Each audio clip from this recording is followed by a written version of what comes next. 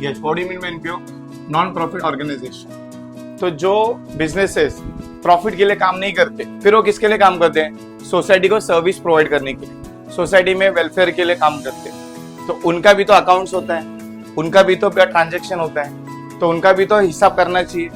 So खूप मोठ्या अशा संस्था आहेत, स्कूल्स आहेत, कॉलेजेस आहेत, हॉस्पिटल्स आहेत, चॅरिटेबल ट्रस्ट आहे, क्रीडा केंद्र आहे, म्हणजे स्पोर्ट्स क्लब आहे, असे लोक पण ट्रान्झॅक्शन करतात। मग अशा सगळ्या लोकांचा जो अकाउंट म्हणतो, अशा ज्या संस्था आहेत, अशा संस्थांना काय म्हणतात? NPO, non profit organization. मग ही लोक प्रॉफिटसाठी काम नाही करत, मग कशासाठी करतात?